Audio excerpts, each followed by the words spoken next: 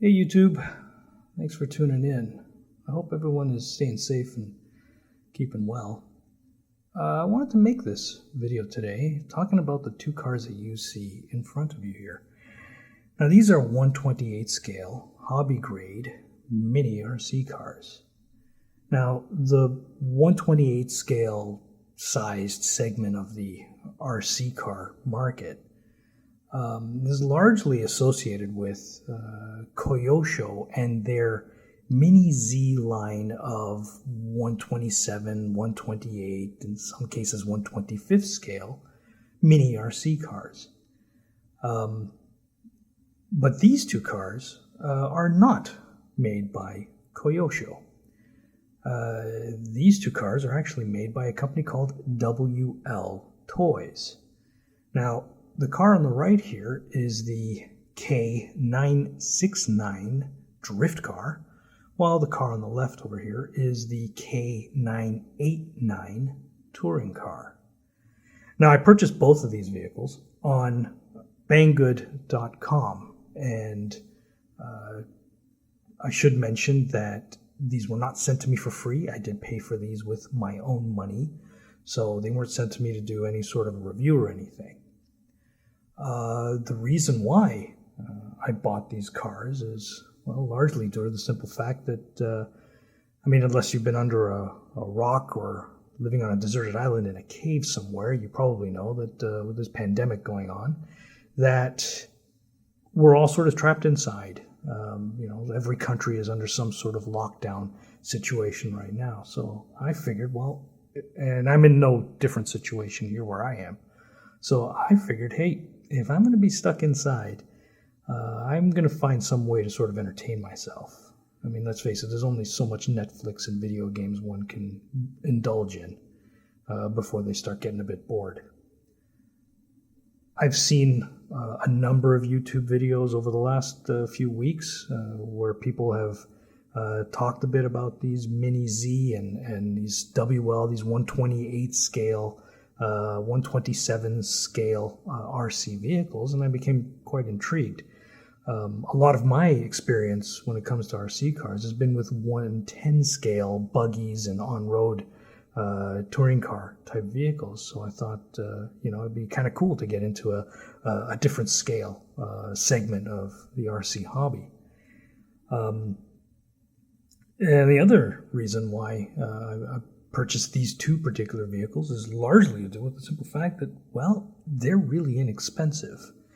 I'll try and get a screenshot posted, to sort of show the exact price of how much I paid for either of these vehicles. But if memory serves correctly, I believe the K969, I paid approximately $57 US for that, and the K989 was, I believe, around $51 or $52 US, and that's with free shipping.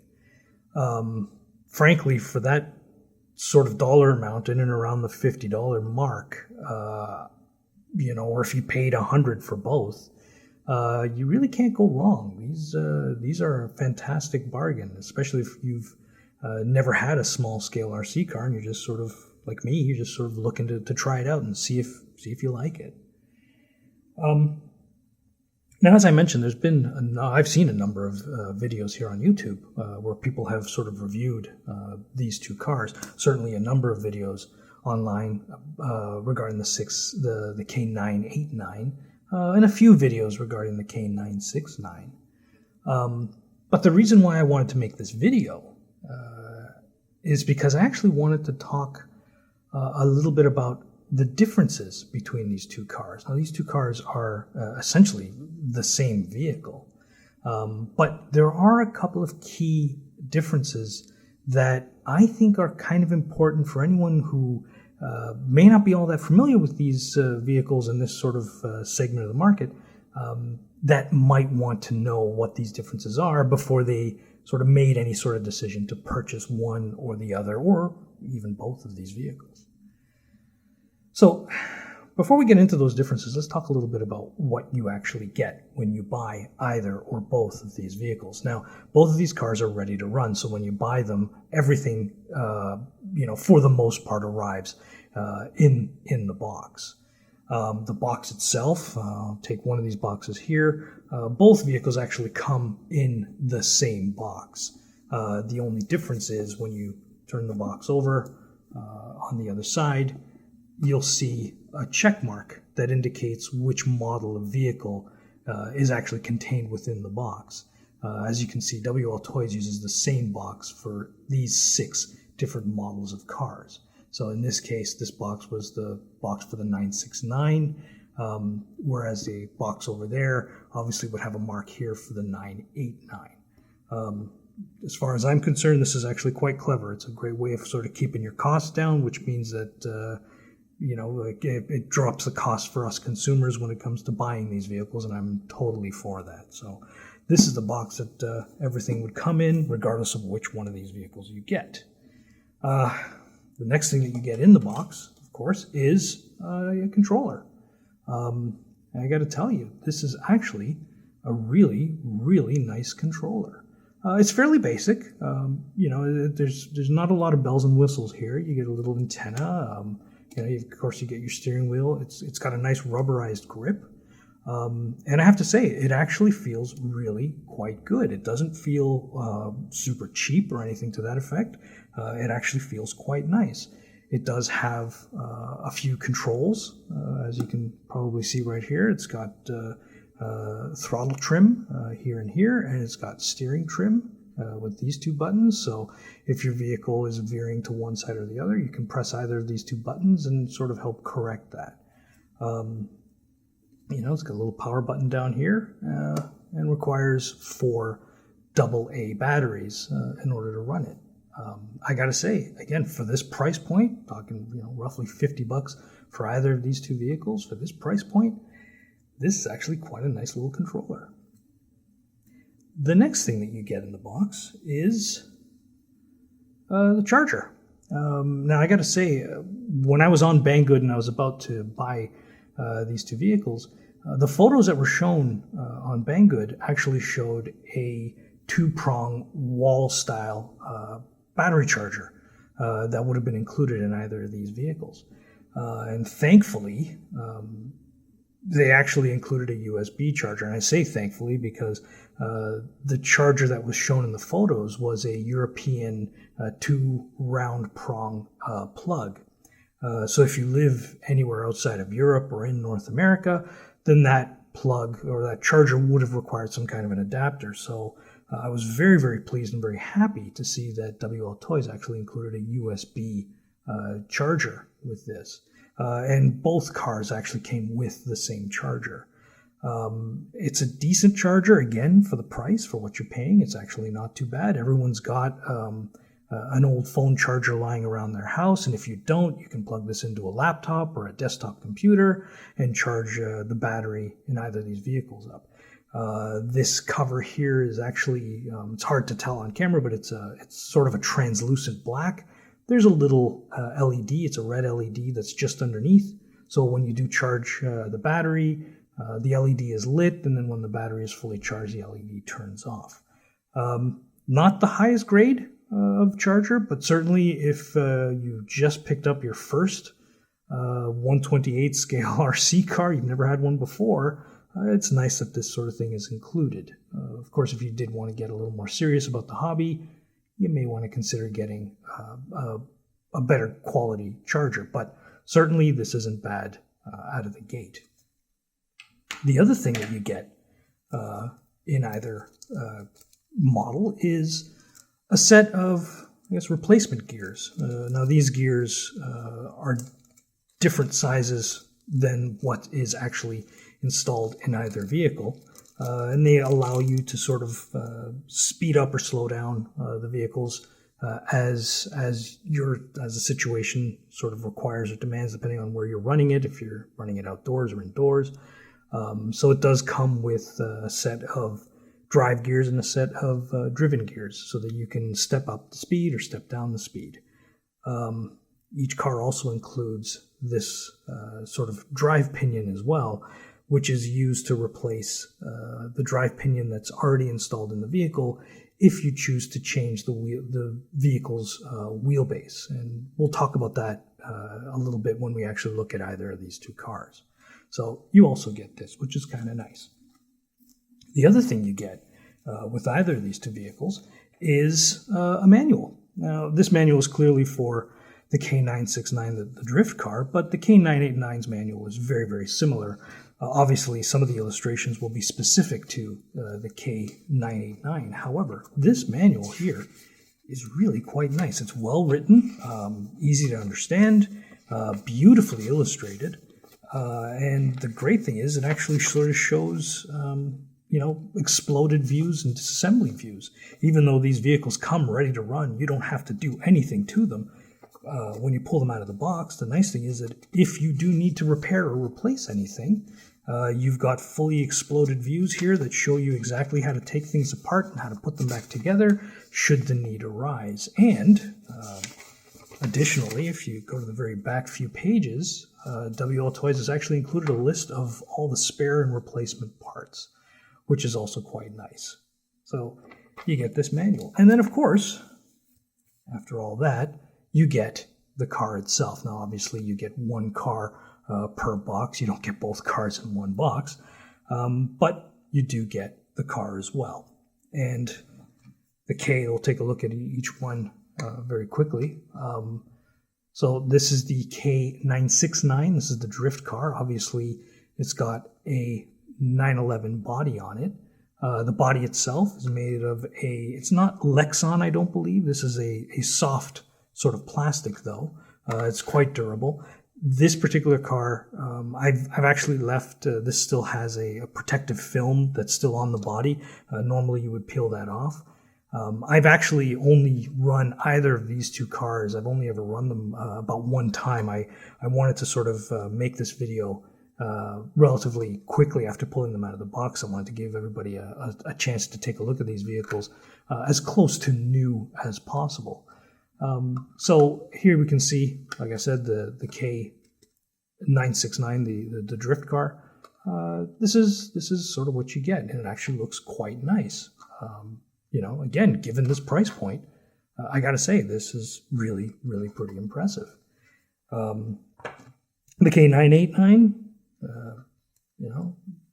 Ford Fiesta or Ford Focus RS model. It's got separate wing here. Again, same material, this sort of soft plastic, not a Lexan, I don't think, but it's a sort of a soft plastic held in place with, the sort of RC body pins that we're all used to sort of seeing, and looks really quite nice. I think they've done a great job. Again, looking at this price point, this is really kind of impressive. So that's effectively what you get in either of these, when you buy either of these two cars in their box. I should mention the two things that you will need that aren't included in the box. Obviously, one that I did mention earlier is you'll need 4 AA batteries for the transmitter itself. So they go in here in the bottom. Those aren't included in the box, obviously. And the other thing that's a little bit surprising, not overly disappointing, but the one thing that isn't included in the box as well is a wrench to remove the wheel nuts if you needed to, or if you wanted to take the wheels off the vehicle. Most RC cars that I've ever purchased have all included a little T-shaped wrench that you would use to take wheel nuts on and off. And for some reason, WLToys didn't include it in either of these two boxes. Now, it's certainly not a deal breaker. Those things are relatively cheap and you can find them anywhere if you don't already have a 4mm socket or a small wrench at home. But I wanted to mention that just so that everyone knew that wasn't included in the box. Now, let's get a little bit into sort of the chassis and talk a bit about what's under the body. I'm going to move the K999 out of the way here. Let's focus a bit on the 969 for a few minutes. Now, this is what you get when you take the body off. Now, let's get some dimensions out of the way real quick, some real basic stuff here. So the wheelbase of this car, as well as the 989, is 98 millimeters.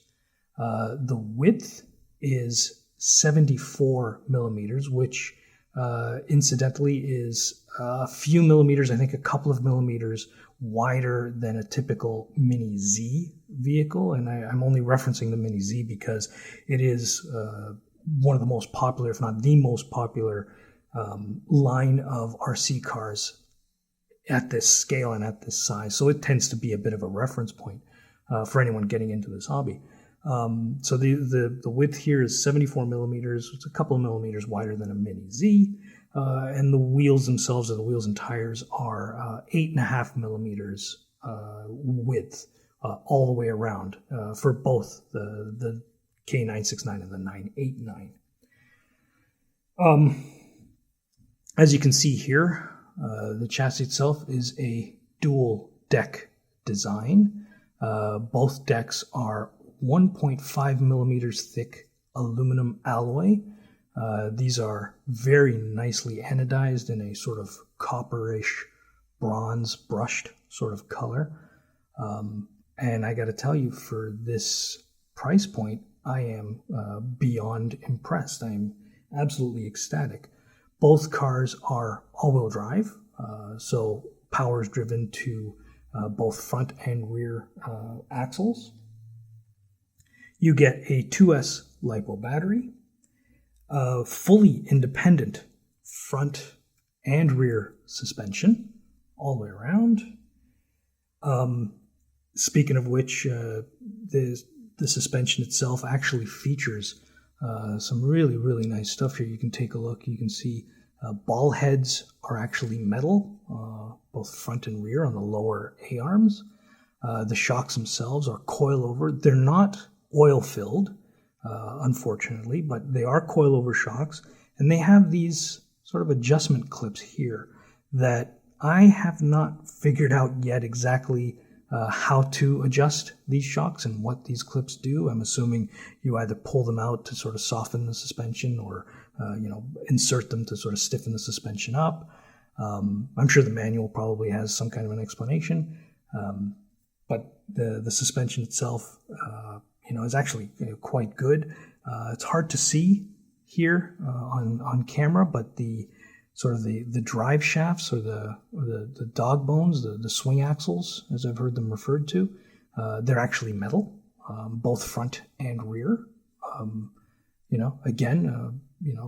lot of this reason why I'm mentioning a lot of this, these metal components, is largely because, as far as I'm concerned, they're just going to add to the durability, overall durability of this vehicle while you're driving it and using it indoors, outdoors. The hubs, both front and rear, feature full ball bearings, both inner and outer hubs on all four wheels.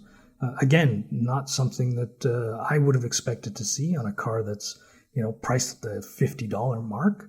So I got to say, I'm ridiculously impressed by that. The central shaft, you can see it right through here a little bit.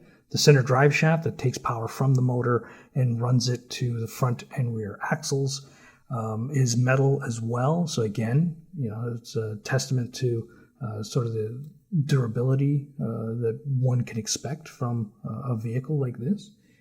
I'm actually really impressed with that as well.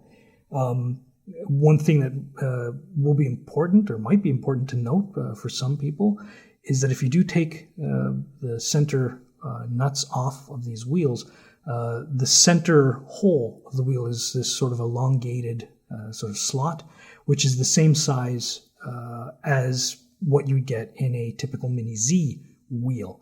So you could swap out these wheels and tires with wheels and tires from a Mini Z vehicle if you prefer them, or if you happen to have a set lying around, or whatever, or if your local hobby shop has any, you can actually swap these out with the four-wheel drive Mini Z size wheels, which is nice to know.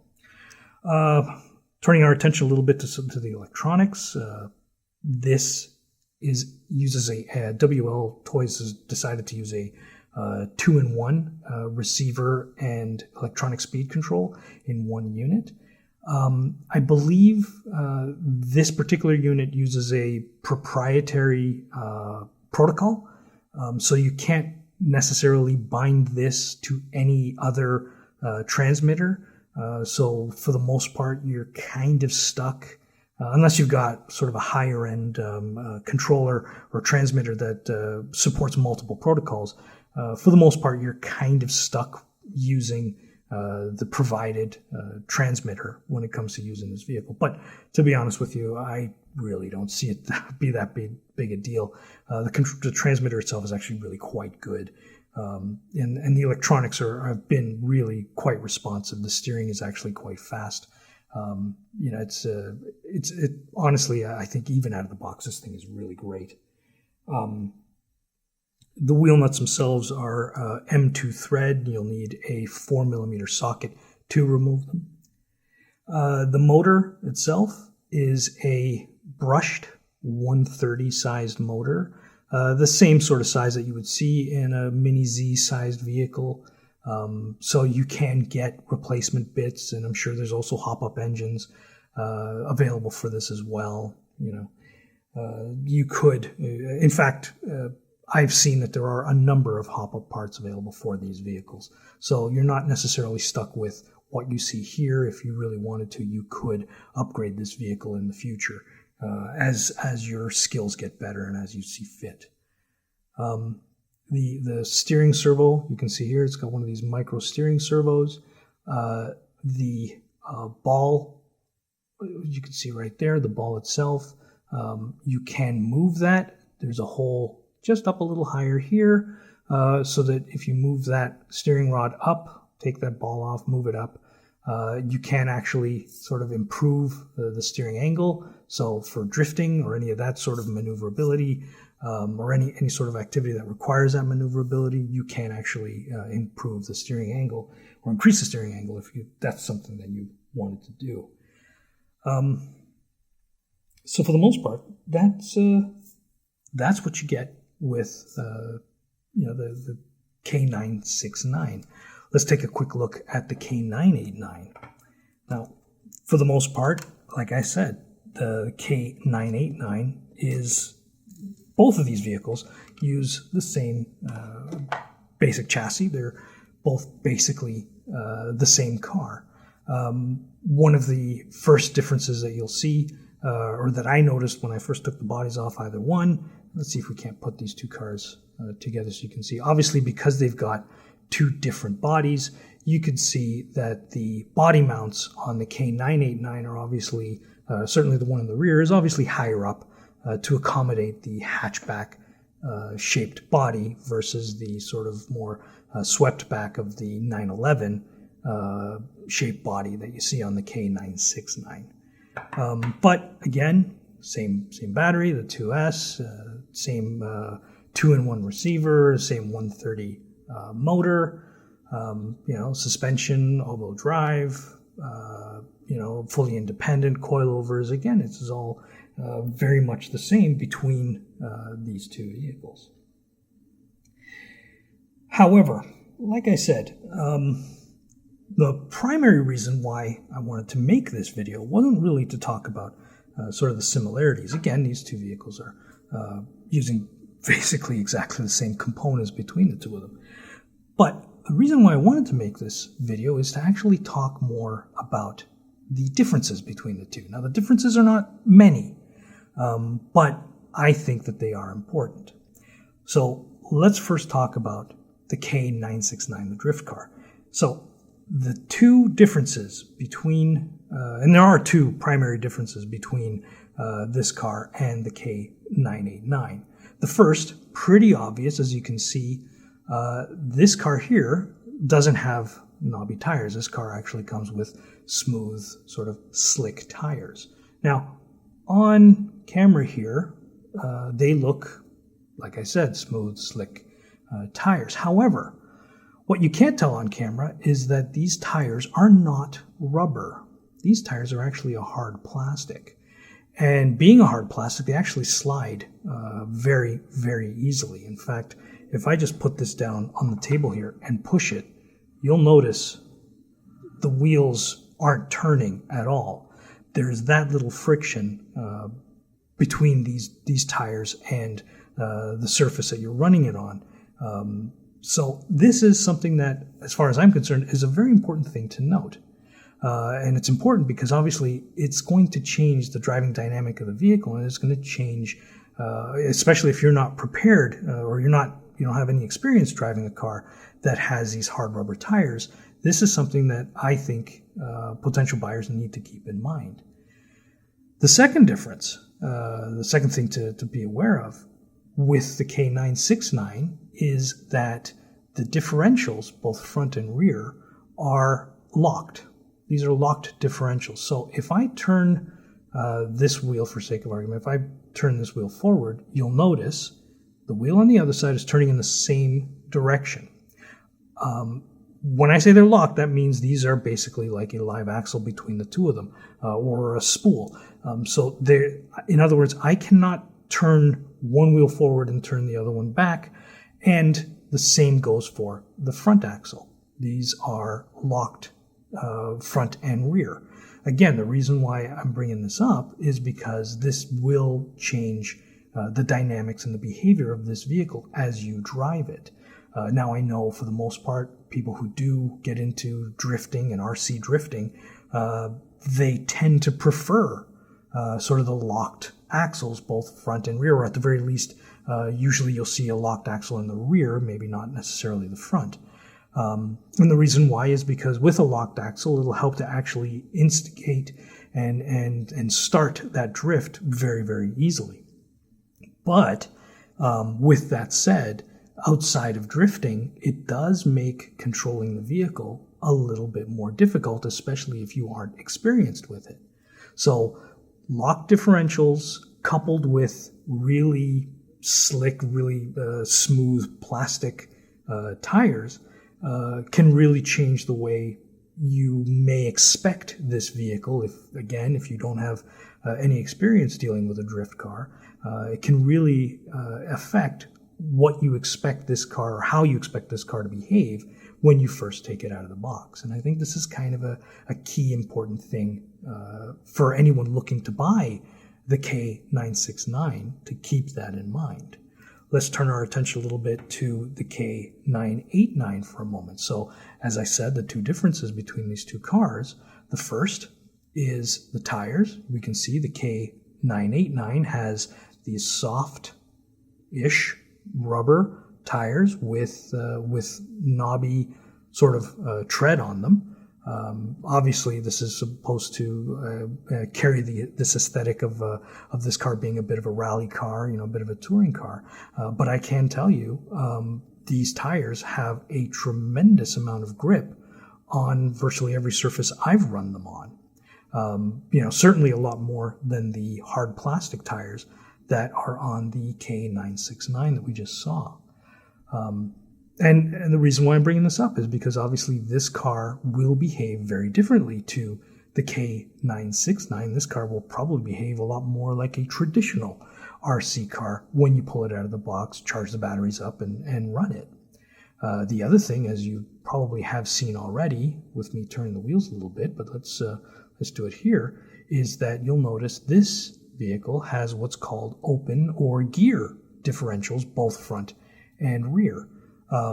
What that means is that this wheel here is allowed to spin at a slightly different rate if you're going around turns or whatever. You encounter different terrain. This wheel here can travel at a different rate than, say, the outside wheel, or vice versa. And the same goes for the front. Now, again, this is the reason why I'm bringing this up, is because this car here, the K989, will actually perform and drive and handle like a far more traditional vehicle, a traditional RC vehicle versus, say, the K969 Drift Car. And again, these are important things to sort of keep in mind if you are looking to pick up either one of these vehicles. So those are the two key differences. Now, I should mention, obviously, as I kind of hinted at before, both of these vehicles do have hop-up parts. So everything that I have talked about with respect to these differences can actually be changed and upgraded. So for example, if you find that you don't like the hard rubber tires on the K969, for example, you can purchase soft rubber tires and different wheels for it to change that driving dynamic. The same goes for the K989. If you find that you don't really like the knobby tires, for example, and you want to put a more slick rubber tire or even a hard compound plastic tire, you can do that to the K989 as well. And the same goes for the differentials. Either vehicle, you can swap out differentials. These vehicles here, the differentials are slightly different. They have longer sort of drive cups on the outboard end of the of either differential. However, WLToys and I believe a couple of other manufacturers do make upgrade versions where you can change them to ball drive or gear drive if that's something you want, or if, let's say, you purchased the 989 and you wanted to try sort of locked axles to get a different sort of drift car type experience. You can do that with the K989 as well. So a lot of the stuff that I've talked about, these differences, can actually be sort of tuned and modified as time goes on. Or as your tastes or as your skills start to change. But like I said, I really wanted to make this video to talk about these differences in case you were interested in purchasing one or the other or both of these vehicles. You might want to know, what you'd be getting straight out of the box. Again, to look at these cars, they look very, very similar, outside of the obvious aesthetic differences.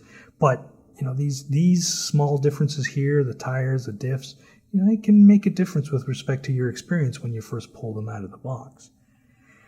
But I got to say, sort of in conclusion, and I didn't want this video to run this long, but in conclusion, I do have to say, both cars are actually fantastic vehicles. I've run both of them a little bit when I first got them out of the box, and I got to say, both of them are just an absolute blast to drive. The drift car does take a little bit of getting used to. Again, if you're not used to the whole drift thing, and I'm certainly not, so it can get a little bit, requires a little bit of work to get it to go in a straight line effectively. But the K989, I think, is an absolute wonderful car straight out of the box. They both are, and certainly for this price point, you cannot go wrong with either or both of these vehicles. And frankly, I would highly recommend anyone picking one or the other or both up. If this is a scale of vehicle that maybe interests you, I think these are great cars right out of the box. Like I said, the only thing to keep in mind is that this car really, with its lock differentials and its hard rubber tires, it will give you a different sort of experience straight out of the box versus the K989, the touring car, which again is a bit more of a sort of traditional, experience straight out of the box. So I should mention I've actually got a couple of hop-up parts actually coming, which I'm going to be using on the K969. So if anyone is interested and wants to sort of see, I'm going to sort of focus some effort on maybe evolving this car here a little bit to see if I can't maybe change its dynamics a bit. And if anyone is interested in sort of seeing any of these plans or these upgraded parts, leave a comment down below and I'll see if I can't make another video. Or if anyone has any sort of suggestions of what should be done, with either of these cars, hey, by all means, leave a comment down below. This is sort of a new, like I said, it's a new segment for me, and I have very little experience in these 1/28 scale mini RCs. So, any sort of feedback or any sort of comments, I greatly appreciate. So I hope you guys have found this one helpful. I'm going to link a couple of other videos below that of other reviews of some of these cars in case you haven't watched them. You can check those out as well from some of the other channels. But again, I hope you've found this helpful and interesting. Thanks again for tuning in, and take care of yourselves. Thanks. Bye.